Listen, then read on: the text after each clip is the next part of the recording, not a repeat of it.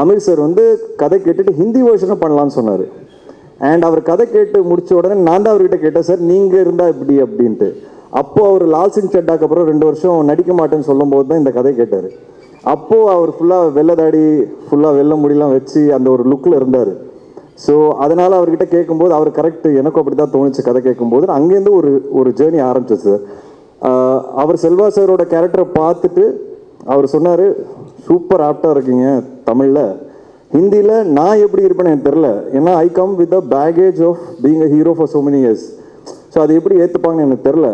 அப்புறம் அவர்கிட்ட ஒரு கொஸ்டின் ஒன்று இருந்தது, மாரல் கொஸ்டின். அது அவர் அந்த மாரல் கொஸ்டின் கேட்கும்போது ரொம்ப நியாயமாக இருந்தது.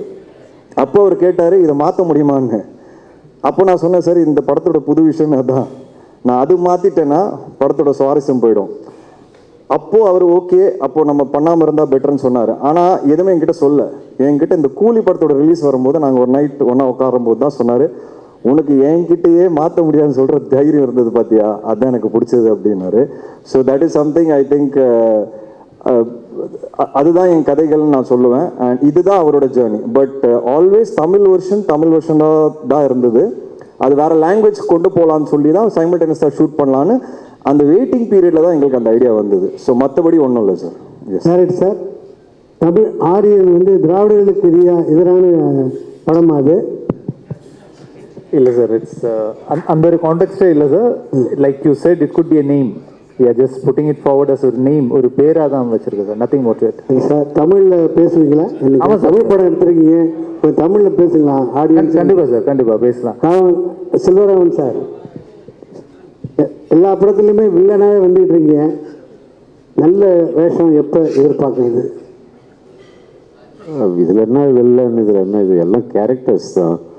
ஸோ ஒரு படமும் நல்லா சந்தோஷமாக அனுபவித்து தான் பண்ணுறோம். ஸோ கூடிய சீக்கிரம் வந்து அதர் கேரக்டர்ஸ் வரும், டெஃபினட்டாக வரும். வெயிட் பண்ணுறேன் அதுக்காக. செல்வராஜ் சார், உங்களுக்கு கேள்வி. ஒரு டைரக்டர் பேர் பார்த்து தேட்டருக்கு வந்தாங்க ஆடியன்ஸ். அது பல டைரக்டர்களுக்கு அந்த வரிசையில் வந்துட்டு உங்கள் பேரை பார்த்துட்டு தேட்டருக்கு ஆடியன்ஸ் வந்தாங்க.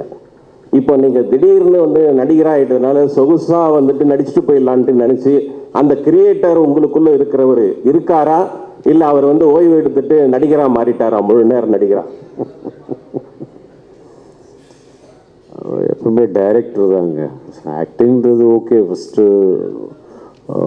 சானிக் ஆயுதம் ரொம்ப ஃபோர்ஸ் பண்ணி என் ஃப்ரெண்டு அவர் டைரக்டர் எல்லாம் பண்ணதால் தானே பண்ணே தவிர, ப்ளஸ் எனக்கு ஒரு கேள்வி இருந்துகிட்டே இருந்தது, ஒரு ஆக்டிங் கஷ்டமா இல்லை டைரக்டிங் கஷ்டமா அப்படின்ட்டு.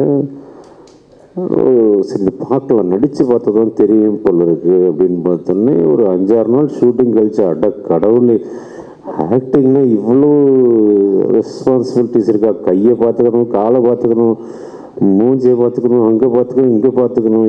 நம்ம பாட்டுக்கு ஒரு திரிஞ்சு நம்ம ஒரு படம் எடுக்கிறது வேறு. பட் ஆக்டிங்லாம் அப்படி வந்து பட்டிட முடியாது.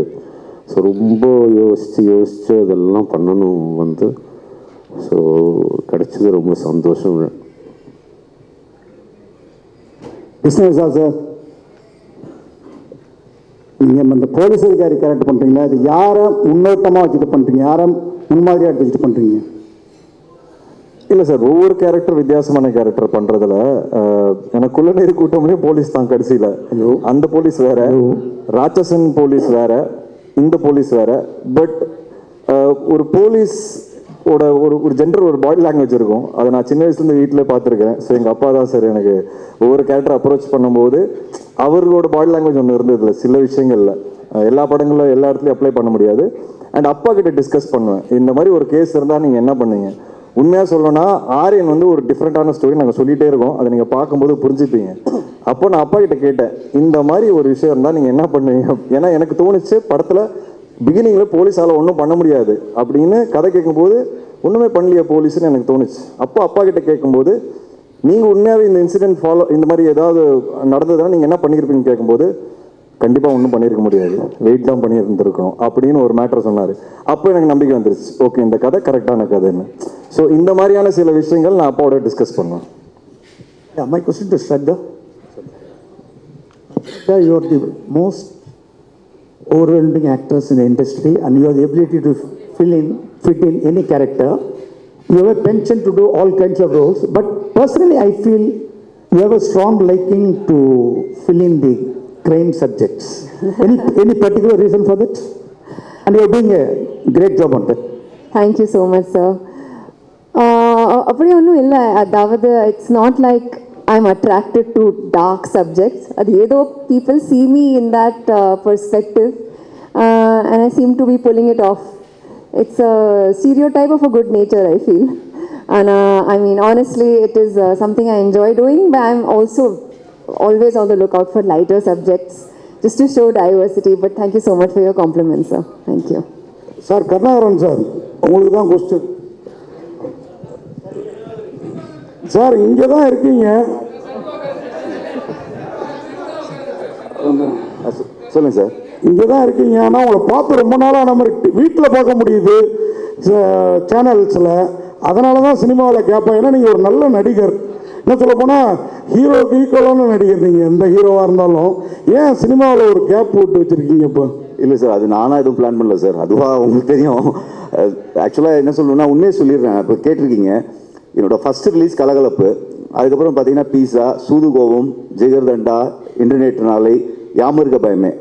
ஸோ நான் என்ன நினச்சேன்னா இப்படி தான் இருக்கும் சினிமான்னு நினச்சேன். எல்லாமே பிளாக் பஸ்டர். அதுக்கப்புறம் இந்த ஜேர்னியில் தான் பார்த்தேன் அப்ஸ் அண்ட் டவுன்ஸ் எல்லார் கெரியர்லேயும் இருக்கும் அப்படின்ட்டு. விஷ்ணுக்கு நல்லா தெரியும். நிறைய வாட்டி நான் விட்டுட்டு போயிடணும்னு முடிவு பண்ணிட்டேன். சினிமா வேண்டாம் எனக்கு, நான் இது மாதிரிலாம் பார்த்ததில்லை. இந்த மாதிரி என்னென்ன சக்ஸஸில் ட்ரீட்மெண்ட் வர மாதிரி இருக்கும், டவுன்ஃபாலில் ஒரு மாதிரி இருக்கும். பட் நான் போயிடணும்னு நினச்சேன். விஷ்ணு தான் பிடிச்சி இல்லை நீ பண்ணு, இப்படி தான் இருக்கும் கெரியரில். சில படம் நல்லா வெற்றி பெறும், இதில் மிக்ஸாக தான் இருக்கும். பட் போகாத, நீ நல்ல ஆர்டிஸ்ட் அப்படின்னு சொல்லி என்னை எழுத்து பிடிச்சி இப்போ எப்படி பண்ணியிருக்காருன்னா, அவரோட கம்பெனிலேயே அடுத்த மாதம் டே கிளாஸ் இருக்குது எனக்கு, 7th தெரியும். ஸோ கட்டா குஸ்தி 2வும் இன்னொரு படமும். ஸோ அப்படி ஸ்டார்ட் பண்ணி விட்டு இன்ஜின் இப்போ கொஞ்சம் நல்லாவே ஃபார்மில் இருக்குது வண்டி. கண்டிப்பாக இன்னொரு 2-3 இயர்ஸ் நல்லா ஓடும். ஜிடி நாயுடு படத்தில் நான் ஒரு முக்கியமான ரோல் பண்ணுறேன். அதுக்கு காரணம் விஷ்ணு தான். ஏன்னா ஓஹோ என் பேபியில் நான் ஒர்க் பண்ண பார்த்துட்டு கிருஷ்ணா சார் என்னை கூப்பிட்டாரு. So thank you Vishnu, thank you so much. So அடுத்த வருஷம் கொஞ்சம் பிஸியாக தான் சார் இருப்போம். அடுத்த மாதம் வாவாதியாரில் மீட் பண்ணுவோம். ஸோ இன்னும் 2-3 இயர்ஸ் நிறையா படங்கள் பண்ணுவேன்னு நினைக்கிறேன். தேங்க்யூ. வாழ்த்துக்கள் சார். Thank you sir. விஷ்ணு சார்ட்ட கொடுங்க. சொல்லுங்கள் சார். சார் இப்போ கேட்டாங்க, நான் முன்னாடியே அந்த கேள்வி உங்கள்கிட்ட கேட்டிருக்கிறேன். உங்களுக்கும் டைரக்டருக்குமான கேள்வி இது. அந்த ஆரியன் வந்து திராவிடர்களுக்கு எதிரான படமான்னு கேட்டாங்க. திராவிடர்கள் கொண்டாடுற படமாக இருக்குமா ஆரியன்? ஏன்னா இங்கே ஒரு இது போயிட்டுருக்கு, அதனால தான் கேட்குறோம் சார். என்னோட வியூ கொஞ்சம் இந்த மாதிரி விஷயங்களில் கொஞ்சம் different sir. I believe everybody is a human being first. I think that நம்ம ஒரு காலங்காலமாக ஒரு விஷயம் இருக்கிறதுனால நிறைய டிவிஷன் இருக்குது சார் மக்களுக்கு நடுவில். பட் எல்லாருமே end of the day human beings தான் சார். ஸோ இந்த படம் எல்லாருக்கும் பிடிக்கும்னு நான் நம்புகிறேன். இந்த என் பையன் பேர் சார், அதை நான் எதுவுமே யோசித்து வைக்கல, என் ஒய்ஃப் தான் வச்சாங்க. ஸோ அது எதிரா ரைட்டா ராங்காலாம் எனக்கு தெரியாது சார். என் ஒய்ஃப் ரஜினி, எக்ஸ் ஒய்ஃப், அவங்க வந்து ஆரியனோட அம்மா, அவங்க தான் இந்த பேரை செலக்ட் பண்ணாங்க. ஸோ அதனால் வந்து எனக்கு நீங்கள் இப்படி கேட்டிங்கன்னா சொல்ல தெரியாது சார். என் பையனோட பேர் சார் எல்லாருக்கும் பிடிக்கும் சார். கண்டிப்பாக சார். டைரக்டர் சார் உங்கள் பதில்? சார் அதே தான் சார். பட் அது இந்த படத்துக்கு ரிலீஸுக்கு அப்புறம் நான் டீட்டெயிலாக பேசுகிறேன் சார். அப்போது கொஞ்சம் டீட்டெயிலாக பேச முடியும், அதனால தான் சார். செல்வராகவன் சார், உங்களுக்கு ஏன்னா உங்களை இந்த மாதிரி இடத்துல தான் கேட்க முடியும், பார்க்க முடியும், அதனால தான். ஒன்றும் இல்லை சார், அதாவது தனுஷும் நீங்களும் ரொம்ப சேர்ந்து நடிக்காமல் இருக்கிறதுக்கான கண் திருஷ்டி பட்டுரும் அப்படிங்கிற மாதிரி. ஏன்னா நீங்கள் பெரிய நடிகர் ஆகிட்டீங்க, அவர் கூப்பிட மாட்டேங்கிறாரா இல்லை கூப்பிட்டு நீங்கள் போக மாட்டேங்கிறீங்களா? ஒரு படம் தாங்க கூப்பிட்டாரு, அதுக்கப்புறம் கூப்பிடவே மாட்டேங்கிறாரு. நானும் பார்க்கும்போதெல்லாம் சொல்கிறேன், ஏதாவது ஒரு படம் சொல்லுங்க தான். அதை நீங்கள் அவர்கிட்ட தான் கேட்கணும், ஏன் கூப்பிட மாட்டேங்கிறாருன்னு. விஷ்ணு சார், சார் இப்போ முத்த காட்சிகள் வேணான்னு சொன்னீங்க, அதுக்கு நீங்கள் ஒத்துக்குனீங்க. ஆனால் வந்து ஒரு நல்ல ஒரு ஹீரோயின் வந்து முத்த காட்சி வேணும்னு சொன்னால் ஒரு ஆக்டர் வந்தால் மாற்றிடுவாங்க. நீங்கள் ஏன் அது மாற்றலை, என்ன பண்ணீங்க? முத்த காட்சிகள் வேணான்னு சொன்னோன்னே நீங்கள் ஒத்துக்கிட்டீங்க, அவங்க ஒரு புது ஹீரோயினுக்காக. இப்போ நீங்களே வந்து ஒரு டேரக்டர் வந்து முத்த காட்சி கம்பல்சரி வைக்கணும் ஒரு நல்ல ஹீரோயின் சொல்லும் போது அவங்க வேணான்னு சொன்னால் நீங்கள் என்ன ரியாக்ட் பண்ணியிருப்பீங்க? இல்லை சார், இந்த டைமில் வந்து நான் டைரக்டர்கிட்ட பேசிக்கோங்கன்னு சொல்லியிருப்பேன். இதில் என்னென்னா சார், இதுக்கு ஒரு சில படங்களுக்கு ஒரு சில விஷயங்கள் தேவைப்படும் சார், சில விஷயங்கள் கண்டிப்பாக தேவைப்படாது. அது ஒரு எக்ஸ்ட்ரா எலிமெண்ட் தான். இந்த படம் பொறுத்த வரைக்கும் எங்களுக்கு அது ஒரு எக்ஸ்ட்ரா எலிமெண்ட்டாக தான் இருந்தது தவிர்த்து இந்த படம் அது இருந்தால் தான் ஓடும், இல்லை அது இருந்தால் தான் ஒரு ரிலேஷன்ஷிப்பை சொல்ல முடியுங்கிறது கிடையாது. அதனால் அது நானும் டைரக்டர் ஸ்பாட்லேயே பேசிட்டு டிசைட் பண்ணி இதுக்கப்புறம் அப்படி ஷூட் பண்ண வேணாம்னு நாங்கள் டிசைட் பண்ணோம். ஏன்னா அவங்களோட கரியர் கிராஃப்னு ஒன்று இருக்குது சார். அந்த கரியர் கிராஃப் அவங்களுக்கு நான் என்ன ஆசைப்படுவேன்னா சார், நம்ம படங்கள் எல்லாருமே வளரணும்னு தான் ஆசைப்படுவேன். ஸோ அந்த ஒரு விஷயம் தூக்குறதுனால அவங்க வளர போகிறாங்கன்னா ஃப்யூச்சரில் அவங்களுக்கு வேறு விதமான கேரக்டர்ஸ் வரும் அப்படின்னா அந்த ஒரு சின்ன விஷயம் பண்ணுறதுல தப்பே கிடையாது. பட் அது கண்டிப்பாக படத்துக்கு முக்கியம் அப்படின்னா நான் கண்டிப்பாக டைரக்டர் கிட்ட பேசிக்கணும்னு சொல்லியிருப்பேன் சார். நாட் ராஜேஷன் புரியுது ஸ்ட்ராட்டஜி, ஆனால் குழந்தையோட வந்து அரெஸ்ட் பண்ணி உங்களை கூட்டின்னு வராங்க, அது என்ன ஸ்ட்ராட்டஜி? இல்லை சார், ஸ்ட்ராட்டஜி ஒன்றும் கிடையாது. எனக்கு வந்து என் பையன் இந்த ஃபங்க்ஷனுக்கு வரணும்னு ஆசை சார், அவ்வளோதான். ஸோ அவர் எப்படி வந்தால் நல்லா இருக்கும்னு யோசித்தேன். அவர் பேரில் படம் பண்ணுறேன். ஸோ அவர் என்னை அரெஸ்ட் பண்ணி கொண்டு வந்தால் நல்லா இருக்கும்னு நினச்சேன். நான் இந்த படம் மட்டும் ஓடலன்னா உன்னை சாவடிச்சிருங்கிற அளவுக்கு தான் அதோட இன்டெரக்ட் மீனிங். அதனால் ஒரு போலீஸாக கூப்பிட்டு வந்தேன். அண்ட் என் சின்ன வயசில் என்கிட்ட ஒரு ஃபோட்டோ இருக்குது. எங்கள் அப்பா போலீஸ் ட்ரெஸ் போட்டிருப்பாரு, நான் ஒரு சின்ன வயசு போலீஸ் ட்ரெஸ் போட்டிருப்பேன். அதே ஃபோட்டோ வந்து இன்றைக்கி எடுக்கணும்னு ஆசைப்பட்றேன். என்னோட போலீஸ் ட்ரெஸ் மேலே இருக்குது, மேலே போய் அவர் இன்றைக்கி போட்டிருக்காரு. சேர்ந்து அதே மாதிரி ஒரு ஃபோட்டோ ரெப்ளிகேட் பண்ணணும்னு ஆசைப்பட்றேன். அதனால் அவர் அந்த ட்ரெஸ்ஸில் கூப்பிட்டு வந்திருக்கேன். சார், அப்புறம் அமீர் கான் வந்து நீங்கள் பேசியிருக்கீங்க. அமீர் கான் வந்து தமிழில் நடித்த உடனே ஒரு கூலி படம் வந்து ஃபெயிலியர் ஆகிடுச்சு. அவரே சொல்லியிருக்காரு ஒரு இன்டர்வியூவில், என்னை இட்டுன்னு போயிட்டு வந்து வேஸ்ட் பண்ணிட்டாங்கன்ட்டு. உங்கள்கிட்ட ஏதாவது சஜஷன் சொன்னாரா, இல்லை வந்து அதனால தான் வந்து கேன்சல் பண்ண தமிழில்? சார், அவர் அந்த மாதிரி ஒரு இன்டர்வியூ கொடுக்கவே இல்லைன்னு சொன்னார் சார். அந்த ஒரு இன்டர்வியூ நடுவில் வந்ததில்லை. அவர் எதிராக இன்டர்வியூ கொடுத்தாருன்னு அதோட ஃபோட்டோஸ் நான் எடுத்து அமிச்சேன் அவருக்கு. சரி, இந்த மாதிரி இங்கே எல்லாரும் பேசிகிட்டு இருக்காங்க, இல்லை நான் பேசவே இல்லை, அந்த மாதிரி நான் உடனே கிளியர் பண்ணிடுறேன்னு சொல்லி அவர் ஒரு ப்ரெஸ் ரிலீஸ் கொடுத்தாரு. அவர் வந்து பியோர் லவ் ஆஃப் ரஜினி சாருக்காக வந்து பண்ணியிருக்கிறாரு. அண்ட் அவர் ஹாப்பி தான். இப்போவும் வந்து நான் வந்து அங்கே நடித்ததுக்கு அந்த சீன் நான் ரஜினி சாருக்காக எக்ஸ்க்ளூசிவாக வந்து பண்ணியிருக்கிறேன். I am very happy. I have nothing in my ஹார்ட்னு எனக்கு சொல்லியிருக்காரு. அண்ட் அது வெளியவும் சொல்லிட்டாரு அவர் அங்கே நார்த் மீடியாவில். Hi. Congratulations to the whole team. Super trailer. Thank you. Can I actually ask this question to the director? So this is about the inspiration for the story.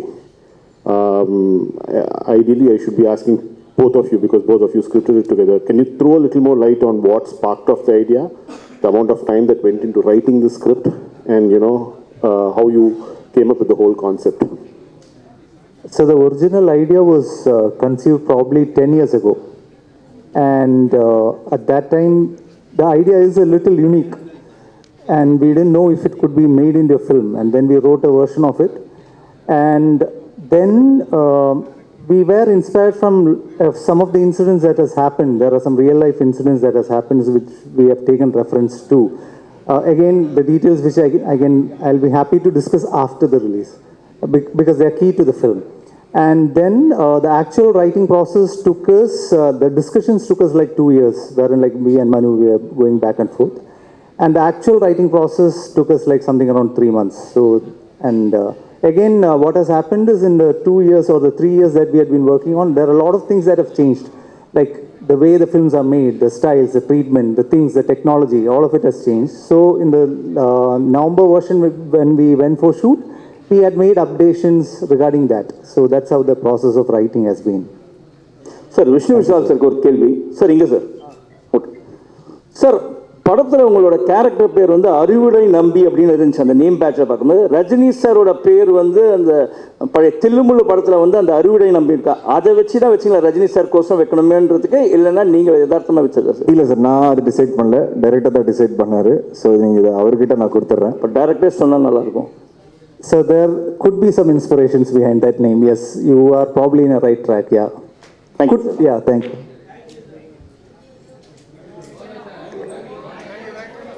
Thank you. அவர் sir ஏதோ கேட்குறாரு கடைசி.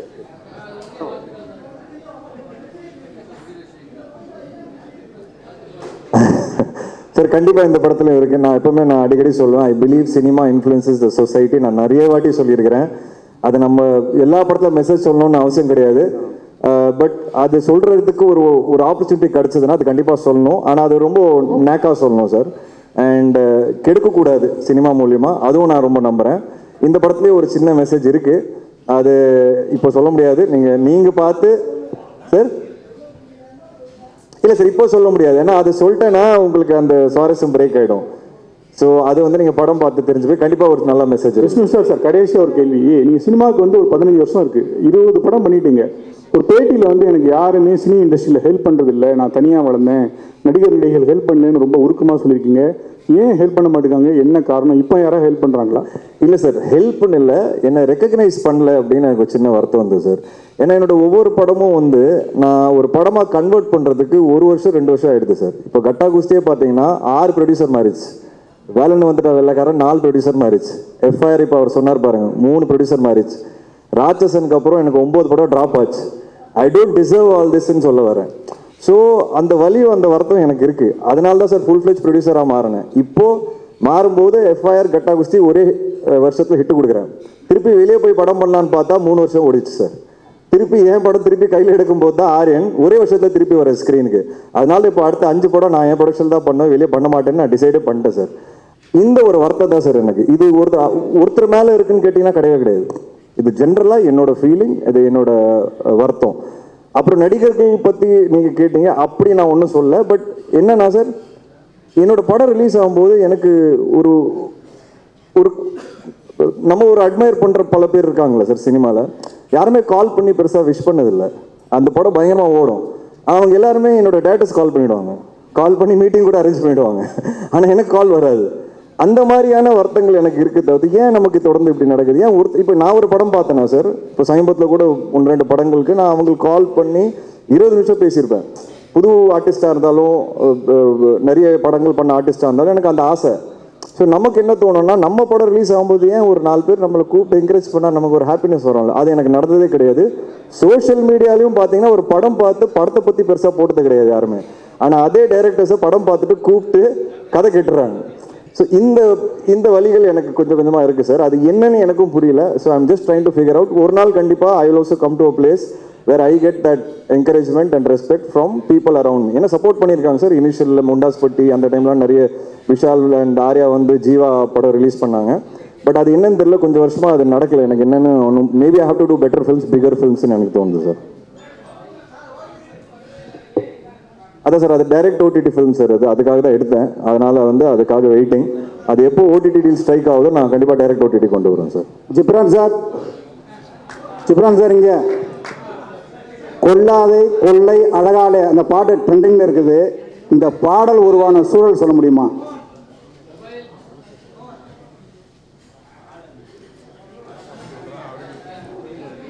என்ன